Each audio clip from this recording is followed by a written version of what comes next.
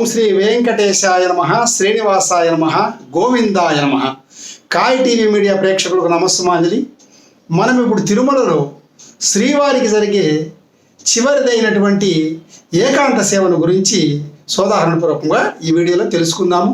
తిరుమలలో శ్రీవారికి సుప్రభాత సేవ మొదలుకొని అంటే ప్రాతకాలం నుండి అర్ధరాత్రి వరకు అనేక కైంకర్యములు పూజలు నిర్వహిస్తారు. ప్రతిరోజు రాత్రి జరిగే అత్యంత విశిష్టమైనది చివరిది అయినటువంటి ఏకాంత సేవ, దీనినే పవళింపు సేవ అంటారు. ఇది పర్యంక ఆసనమని లేదా శయనాసనం అని కూడా అంటారు. ఈ ఏకాంత సేవలో సర్వదర్శనాలు ఆ రోజుకు ముగుస్తాయి. ఈ సేవ రాత్రి సుమారుగా 1 గంట నుండి ఒక 2-2.5 గంటల పాటు చక్కగా జరుగుతుంది. ఈ ఏకాంత సేవ ప్రారంభంలో ముందుగా స్వామివారి ఆనంద నిలయములోని కులశేఖర పడికి తెర వేస్తారండి. తర్వాత మూలమూర్తికి అనగా ధ్రువమూర్తికి చక్కగా అలంకరింపబడినటువంటి పూలను శాస్త్రబద్ధంగా మరియు వేదమంత్ర ఉచ్చారణల మధ్య తొలగిస్తారు. ఆ తర్వాత ఆలయ పరిచారికులు మూల విరాట్ ప్రక్కనే ఉన్నటువంటి శయన మందిరములోనికి బంగారు పట్టె మంచమును తీసుకొచ్చి అక్కడ ఉన్నటువంటి వెండి గొలుసులకు వేలాడదీస్తారు. దానిపై పట్టు పరుపు దిళ్ళు కూడా ఉంచుతారు. శ్రీవారి భక్తురాలైనటువంటి తరిగొండ వెంగమాంబ వంశీకులు పట్టె మంచము చుట్టూరా రకరకములైనటువంటి రంగవల్లులు ముగ్గులతో బహు చక్కగా అందంగా తీర్చిదిద్దుతారు. ఆ తర్వాత సన్నిధి గొల్లలు వచ్చి 2 చక్కటి నేతి దీపాలను కూడా ఆ మంచం దగ్గర వెలిగిస్తారు.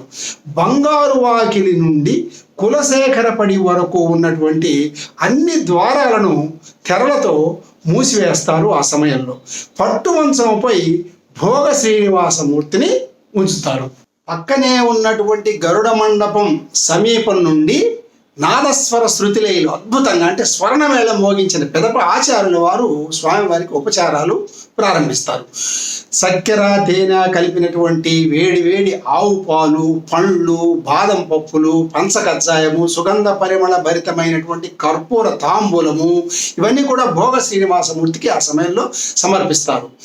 మూలమూర్తి అయిన శ్రీవారి యొక్క బంగారు పాద కవచములను తొలగించి పాదములపై నూతన పట్టు శేష వస్త్రాన్ని ఉంచుతారు. 2 సుగంధ ద్రవ్య శ్రీచందన ముద్దలను కూడా స్వామివారికి ఆ సమయంలో సమర్పిస్తారు. అందులో ఒక ముద్దను స్వామివారి వక్షస్థలంపై ఉన్నటువంటి వ్యూహలక్ష్మికి అద్దుతారండి.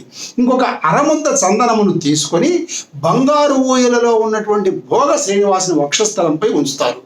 మరొక అరముద్దను అక్కడే పరివార దేవతల్లో ప్రధానమైనటువంటి బ్రహ్మదేవుడి ముందు ఒక బంగారు పళ్ళెల్లో ఉంచుతారు. ఆ తర్వాత ఆ ముద్దతో ఆయన శ్రీనివాసుడిని సేవిస్తాడు. తర్వాత బ్రహ్మాది దేవతలు వచ్చి స్వామివారిని పూజించేందుకు అనువుగా బంగారు పంచపాత్రలో శుద్ధ జలాన్ని ఉంచుతారు. మహారాత్రి అప్పుడు బ్రహ్మాది దేవతలు వచ్చి ఆ జలంతో స్వామివారిని పూజించి కొంత నీటిని అక్కడ ఉంచుతారు. దాన్నే బ్రహ్మతీర్థం అంటారు. ఆ మిగిలిన బ్రహ్మతీర్థాన్నే పొద్దున్నే మళ్ళీ సుప్రభాత సేవలో భక్తులకు తీర్థ ప్రసాదాలుగా ఇస్తారండి. అది మహత్తరమైన విషయం. ఇక చివరగా ఏం చేస్తారు, తాళపాక వంశీకుల యొక్క లాలిపాటలు, తరిగొండ వెంగమాంబ వంశీకుల యొక్క ఈ హారతి పాటలతో స్వామివారు చిన్నగా యోగ నిద్రలోకి ఉపక్రమిస్తారు. దక్షిణ శిరస్సుతో ఊంజల సేవలో ఉన్న స్వామివారిని ఆఖరున ముత్యాల హారతి ఇచ్చి గర్భగుడి తలుపులు మూసివేసి అందరూ కూడా బయటికి వెళతారు. ఆ బ్రహ్మాది దేవతలంతా కూడా వాడినటువంటి తీర్థాన్ని పొద్దున్నే అందరికి భక్తులకు తీర్థ ప్రసాదాలుగా ఇస్తారని మనం చెప్పుకున్నాము.